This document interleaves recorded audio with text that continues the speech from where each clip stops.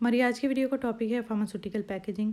और pharmaceutical packaging में हम सबसे पहले डिस्कस करेंगे components of packaging, then functions of packaging, properties of packaging material और उसके बाद फैक्टर्स अफेक्टिंग पैकेजिंग।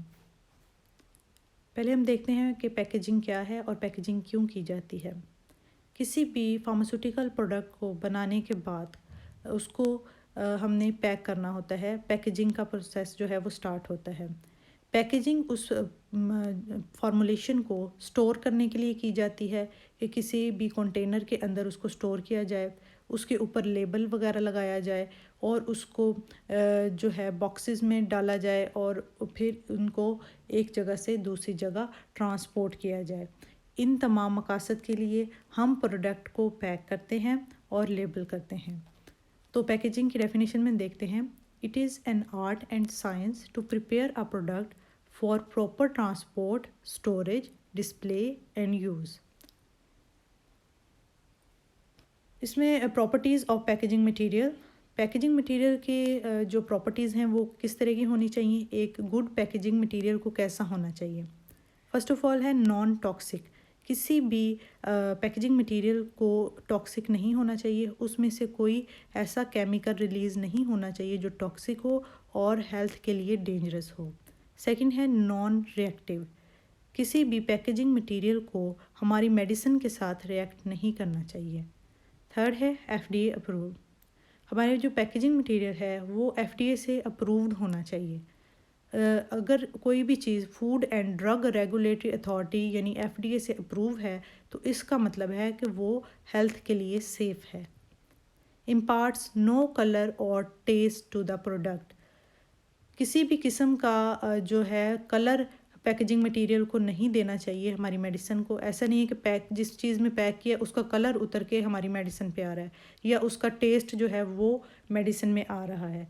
तो पैकेजिंग मटेरियल में किसी भी किस्म का उसका कलर या टेस्ट जो है वो मेडिसिन में शामिल नहीं होना चाहिए। ये थी प्रॉपर्टीज़ कुछ जो गुड पैकेजिंग मटेरियल में होनी चाहिए। नेक्स्ट है components of packaging. Components of packaging में हम देखेंगे कि कौन कौन से कंपोनेंट हैं जिनमें प्रोडक्ट को पैक किया जाता है और उसको एक जगह से दूसरी जगह ट्रांसफ़र किया जाता है। फ़र्स्ट ऑफ़ ऑल है कंटेनर। हम जब प्रोडक्ट बना लेते हैं तो डायरेक्टली हम जिस बॉटल में या जिस चीज़ में डाल रहे हैं प्रोडक्ट को उसको हम कंटेनर कहते हैं। अब जैसे ये मैंने बॉटल शो करवाई है और बॉटल के अंदर एक सिरप है। अब ये सिरप डायरेक्टली जिस बॉटल में डाला गया है इस बॉटल को कहेंगे कंटेनर। नेक्स्ट है क्लोयर। क्लोयर से मुराद है कि ऐसा पार्ट पैकेजिंग मटेरियल का जो हमारी प्रोडक्ट को क्लोज़ करे, उसको सील करे, उसको बंद कर दे। तो इसका जो आप कैप देख सकते हैं, ये जो सिरप का कैप है ये इसका क्लोयर कहलाता है। इसी तरह जो कंटेनर के ऊपर जो लेबल लगाया जाता है इस पे इसकी इंफॉर्मेशन लिखी जाती है ताकि हम अपनी प्रोडक्ट को पहचान सकें कि इस बोतल में कौन सा सिरप है। नेक्स्ट है कार्टन और आउटर। कार्टन और आउटर जो है ये डिब्बी को कहते हैं जिसमें इसको डाला जाता है। जैसे एक टैबलेट है उसको किसी डिब्बी में डाला जाए या ये सिरप है इसको भी एक डिब्बी में डाला जाएगा और उसके ऊपर भी मेडिसिन की इंफॉर्मेशन प्रोवाइड की जाएगी। ये कहलाता है कार्टन और इसको आउटर भी कहा जाता है। इसके अंदर एक पर्ची ऐड की जाती है, लीफलेट पेपर सा, उसके ऊपर तमाम इंफॉर्मेशन प्रोवाइड की जाती है ड्रग के बारे में। नेक्स्ट है बॉक्स। बॉक्स के अंदर हम जो ये डिब्बियाँ जिसमें हमने एक एक करके प्रोडक्ट को पैक किया था वो तमाम डिब्बियाँ इस बॉक्स के अंदर पैक कर दी जाती हैं ताकि प्रोडक्ट्स को एक जगह से दूसरी जगह ट्रांसफ़र किया जा सके और पेशेंट्स तक पहुंचाया जा सके। तो ये थे कंपोनेंट्स ऑफ पैकेजिंग। सबसे पहले है कंटेनर और नेक्स्ट है क्लोयर जो उसको बंद करता है। फिर है जी कार्टन यानी वो डिब्बी जिसमें हम अपने कंटेनर को डाल देते हैं। फिर है जी बॉक्स। बॉक्स वो है जिसमें तमाम छोटी छोटी डिब्बियाँ जो मल्टीपल हमने कार्टन्स थे उनको इकट्ठा करके एक बॉक्स में डाला है। तो ये सीक्वेंस के साथ ही आप इसको लिखेंगे। ये इम्पोर्टेंट क्वेश्चन है NTS के पॉइंट ऑफ व्यू से भी। नेक्स्ट है फंक्शंस ऑफ पैकेजिंग। पैकेजिंग के कुछ फंक्शंस हैं जिसकी वजह से हम पैकेजिंग को जो है फार्मास्यूटिकल इंडस्ट्रीज़ में परफॉर्म करते हैं। इसमें है first of all protective function. जो पैकेजिंग है जिस तरह मैंने आपको पहले भी बताया, ये हमारी जो दवाई है उसको प्रोटेक्ट कर रही है। जैसे एक बॉटल है या ब्लिस्टर है टैबलेट का, तो मेडिसिन जो उसके अंदर मौजूद है वो बाहर की धूल से, मिट्टी से, किसी भी किस्म के माइक्रो ऑर्गेनिज़म से, लाइट से, और बहुत सारे जो मॉइस्चर वगैरह और माइक्रो ऑर्गेनिज़म हैं उनसे प्रोटेक्ट हो रही है। तो इसलिए पैकेजिंग का फंक्शन हुआ प्रोटेक्टिव फंक्शन। नेक्स्ट है स्टोरेज फंक्शन। स्टोरेज फंक्शन से मुराद है कि एक प्रोडक्ट जब बना लिया है तो उसको किसी कंटेनर में ऑफ कोर्स हम उसको स्टोर करेंगे, उसको स्टोर करने कंटेनर में डालेंगे और फिर उसको सील करेंगे, और ये काम पैकेजिंग मटेरियल के थ्रू होता है। हमारा कंटेनर भी पैकेजिंग मटेरियल है और जिसमें हम उसको क्लोज कर रहे हैं जिसके साथ, वो भी पैकेजिंग मटेरियल है। नेक्स्ट है loading and transport. Loading and transport से मुराद है कि प्रोडक्ट को हम एक जगह से दूसरी जगह पहुंचाने के लिए जो है डिफरेंट पैकेजिंग मटेरियल का इस्तेमाल करते हैं। जैसे पहले हम डिब्बियों में पैक करते हैं, फिर हम एक बड़े बॉक्स में पैक करते हैं। तो उस बॉक्स को जो है डिफरेंट, एक जगह से दूसरी जगह डिफरेंट शहरों में भी ले जाया जाता है और एक कंट्री से दूसरी कंट्री में भी ले जाया जाता है। तो इस तरह जो इसका काम हुआ पैकेजिंग का, वो लोडिंग और ट्रांसपोर्ट का भी हुआ। नेक्स्ट है आइडेंटिफिकेशन। आइडेंटिफिकेशन से मुराद है पहचान। किसी भी प्रोडक्ट की पहचान जो है उसके पैकेजिंग मटेरियल से होती है, क्योंकि पैकेजिंग मटेरियल के ऊपर तमाम इंफॉर्मेशन मौजूद होती है जो एक प्रोडक्ट को शो करवाती है कि ये कौन सा प्रोडक्ट है। जैसे प्रोडक्ट का नाम, उसका बैच नंबर, उसकी मैन्युफैक्चरिंग डेट, उसकी expiry date. Material used for packaging. Packaging में कौन कौन से मटेरियल जो हैं वो यूज़ होते हैं। फर्स्ट ऑफ ऑल है पेपर, नेक्स्ट है रबर, नेक्स्ट है ग्लास, प्लास्टिक और मेटल। ये तमाम चीज़ें हैं जो यूज़ हो सकती हैं एज अ पैकेजिंग मटेरियल। हम इन्हें बारी बारी देखेंगे। इसमें फ़र्स्ट ऑफ ऑल है पेपर। पेपर बहुत इम्पॉर्टेंट पार्ट है पैकेजिंग मटेरियल का, क्योंकि ये देखें, जिस तरह मैंने आपको बताया कि ये डिब्बी जो है ये हर किसी प्रोडक्ट की होगी, चाहे इंजेक्शन है, चाहे टैबलेट है, चाहे उसमें सिरप है, डिब्बी तो उसके अंदर मौजूद होगी। इसी तरह लीफलेट भी मौजूद होगा, और ये चीज़ें जो पेपर की बनी हुई हैं। तो इसी तरह ये बॉक्स है, ये भी सेल्यूलोज फाइबर यानी कि पेपर का बना हुआ है। तो ये तमाम चीज़ें पेपर की बनी होती हैं हर प्रोडक्ट की। तो पेपर जो है सबसे इम्पॉर्टेंट पैकेजिंग मटेरियल है। इसमें हमारे पास एग्जांपल हैं कार्टन्स, डिब्बियाँ जिसमें पैक करते हैं प्रोडक्ट को, बॉक्सेस, ये बड़े वाले बॉक्स जिसमें एक जगह से दूसरी जगह ट्रांसपोर्ट किया जाता है, लीफलेट, वो पर्ची जिसके ऊपर इंफॉर्मेशन होती है तमाम ड्रग की। नेक्स्ट है कि जो पेपर है उसके कुछ हैं डिसएडवांटेजेस भी, और उसमें है हमारे पास कि जो पेपर है वो अगर हम मॉइस्चर वगैरह या वाटर उसको लग जाता है तो वो ख़राब हो जाता है और उसकी इंफॉर्मेशन जो है वो ख़राब हो सकती है। नेक्स्ट है रबर।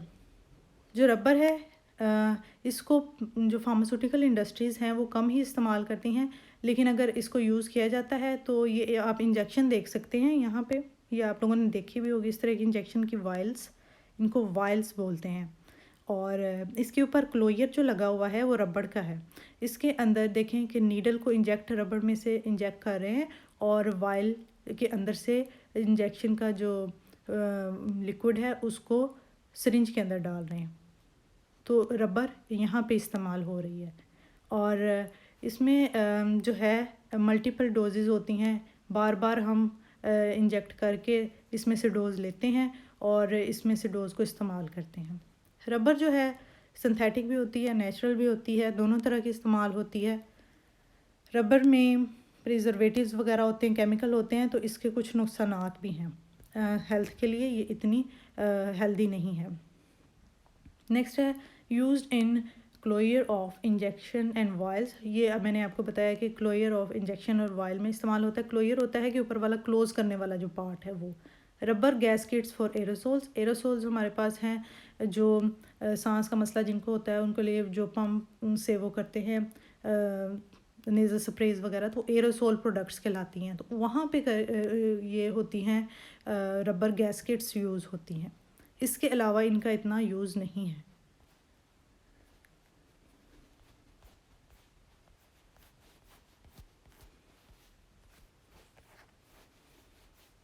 नेक्स्ट है ग्लास।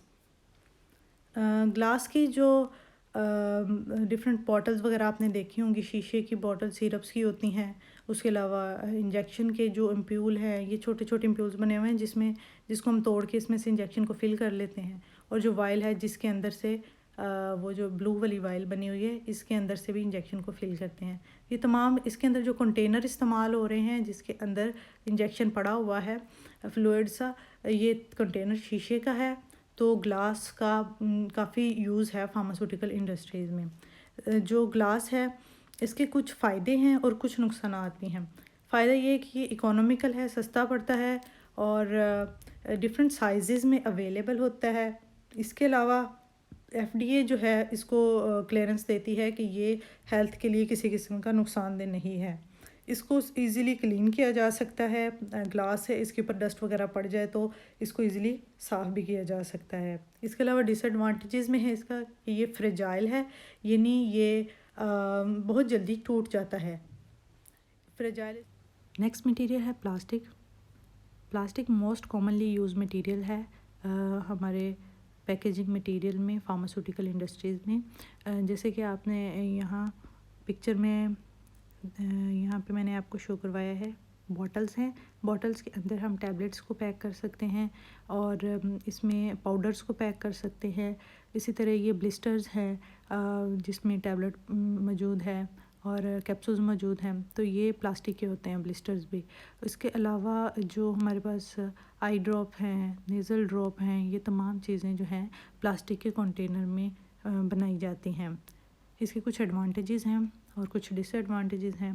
एडवांटेजेस इसके ये हैं कि प्लास्टिक जो है वो सस्ता होता है, लो कॉस्ट होती है इसकी, और हल्का होता है वज़न में, लाइट वेट होता है, ड्यूरेबल होता है, यानी स्ट्रॉन्ग होता है, जल्दी टूटता नहीं है और इसमें से लीकेज नहीं होती। डिसएडवांटेजेस में है कि ये प्रोडक्ट के साथ इंटरेक्ट कर जाता है, सम टाइम इसके साथ जो है रिएक्ट कर जाता है प्रोडक्ट के साथ। नेक्स्ट है लीचिंग। ये डिसएडवांटेज है इसका कि प्लास्टिक जो है उसके अंदर से समटाइम केमिकल्स निकल के प्रोडक्ट के अंदर शामिल हो जाते हैं। एब्जॉर्प्शन, समटाइम जो प्लास्टिक है इसके अंदर जो है मटेरियल एब्जॉर्ब हो जाता है मेडिसिन का, तो ये तो कुछ डिसएडवांटेजेस थे। दूसरा, इसमें से क्लियर नज़र नहीं आता कि अगर प्रोडक्ट ख़राब है तो पेशेंट जो है वो ख़राब प्रोडक्ट भी यूज़ कर सकता है। जैसे आई ड्रॉप्स हैं तो उसमें से नज़र नहीं आ रहा कि आई ड्रॉप्स का अगर कलर चेंज हो गया है तो वो ख़राब हो गए हैं या ठीक हैं। तो सम टाइम जिनकी आई साइट वीक है वो लेबल नहीं पढ़ सकते और उसका कलर वगैरह जो है वो देख सकते हैं, तो कलर चेंज जो है वो रिप्रेजेंट करता है कि चीज़ ख़राब हो गई है, तो प्लास्टिक के कंटेनर में ये हम नहीं देख सकते। नेक्स्ट है मेटल। मेटल्स में हमारे पास एल्युमिनियम, लेड और टिन यूज़ होता है और अक्सर जो ट्यूब्स बनाई जाती हैं आइज़ की ऑइंटमेंट वगैरह के लिए, स्किन की ऑइंटमेंट्स जो हैं वो मेटल की ट्यूब्स में पैक की जाती हैं, जिस तरह से ये मैंने एक पिक्चर में शो की है। जो मेटल की ट्यूब्स हैं ये हल्की होती हैं वज़न में, ज़्यादा जल्दी टूटती नहीं क्योंकि ये मेटल है, और दूसरा ये प्रोटेक्शन बहुत अच्छी प्रोवाइड करती हैं, इसमें से लाइट नहीं पास कर सकती और इसको जो है इसके अंदर से मॉइस्चर भी पास नहीं कर सकता और किसी भी किस्म की कंटेमिनेशन नहीं होती, यानी इसका जो ओपनिंग है वहाँ से ऑइंटमेंट बाहर तो आ सकती है लेकिन इसके अंदर वापस कोई भी चीज़ एंटर नहीं होती ट्यूब के अंदर, तो कंटेमिनेशन नहीं होती। मेटल्स में टिन जो है थोड़ा एक्सपेंसिव मेटल है लेकिन ये प्रोटेक्शन अच्छी प्रोवाइड करता है प्रोडक्ट को मॉइस्चर और ऑक्सीजन से और लाइट से भी। एल्युमिनियम जो है ये लाइट वेट है और इसकी कॉस्ट भी कम होती है, इसलिए ये ज़्यादा इस्तेमाल किया जाता है। जो लेड है इसकी कॉस्ट कम होती है लेकिन ये लेड पॉइजनिंग काज करता है।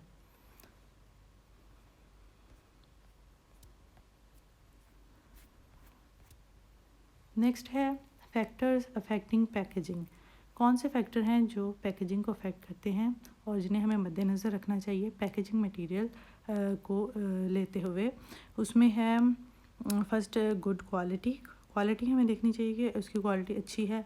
अगर तो क्वालिटी अच्छी नहीं होगी तो वो हमारे प्रोडक्ट को भी कंटेनर जो है वो ख़राब करेगा। कॉस्ट इफ़ेक्टिव, जो पैकेजिंग का मटेरियल है वो इतना महंगा नहीं होना चाहिए कि वो दवाई की अपनी कीमत से भी ज़्यादा हो जाए और पेशेंट उसे अफोर्ड ना कर सके। और थर्ड है इजी टू यूज़, प्रोडक्ट का जो पैकेजिंग मटेरियल है वो इस तरह का होना चाहिए कि पेशेंट उससे दवाई को इजीली इस्तेमाल कर सके। फोर्थ है ड्यूरेबल होना चाहिए, यानी स्ट्रॉन्ग होना चाहिए, उसको टूट नहीं जाना चाहिए। इस तरह का पैकेजिंग मटेरियल डेवलप किया जाता है। नेक्स्ट हम कुछ मल्टीपल चॉइस क्वेश्चन देखेंगे। उसमें फर्स्ट वन है which one of the following is not a component of packaging. इनमें से कौन सा है जो पैकेजिंग का कंपोनेंट नहीं है? ऑप्शन डी करेक्ट है, ड्रग, क्योंकि कंटेनर, क्लोयर और बॉक्स, पहले तीनों ऑप्शन जो हैं ये पैकेजिंग के कंपोनेंट्स हैं। नेक्स्ट है function of closure is providing protection against. Closure का फंक्शन क्या है, किस चीज़ से प्रोटेक्शन प्रोवाइड करता है? तो क्लोयर ढक्कन को कहते हैं जो बॉटल का ऊपर होता है अक्सर, तो वो हमें डस्ट से, मॉइस्चर से, माइक्रोबियल ग्रोथ, सब चीज़ों से प्रोटेक्शन प्रोवाइड करता है। तो ऑप्शन डी करेक्ट है। नेक्स्ट है which one is in direct contact with product. इनमें से कौन सा पार्ट है पैकेजिंग का जिसमें डायरेक्टली जो प्रोडक्ट है कंटेक्ट में होती है? तो इसका ऑप्शन सी करेक्ट है, container. Which one of the following is property of good packaging material. इनमें से कौन सी गुड पैकेजिंग मटेरियल की प्रॉपर्टी है? तो इसमें ऑप्शन ई करेक्ट है, all of this. Packaging material को नॉन टॉक्सिक होना चाहिए, नॉन रिएक्टिव, FDA अप्रूव्ड और रीज़नेबल कॉस्ट का भी होना चाहिए। तमाम चीज़ें होनी चाहिए। नेक्स्ट है which one of the following is disadvantage of glass container. Glass container का डिसएडवांटेज क्या है? तो ग्लास कंटेनर शीशे के कंटेनर को कहते हैं और वो बहुत जल्दी टूट जाता है। तो फ्रेजाइलिटी जो है करेक्ट आंसर है, option C. Which one of the following metal is less expensive and safe for packaging. इनमें से कौन सा मेटल है जो लेस एक्सपेंसिव भी है और सेफ भी है? तो ऑप्शन बी करेक्ट है, एल्यूमिनियम, क्योंकि टिन जो है वो थोड़ा एक्सपेंसिव है, लेड जो है वो लेड पॉइजनिंग काज करता है। तो ऑप्शन बी करेक्ट है, एल्यूमिनियम सस्ता भी है और सेफ भी है कंपैरेटिवली। वीडियो हेल्पफुल लगी हो तो वीडियो को लाइक और चैनल को सब्सक्राइब कर दें।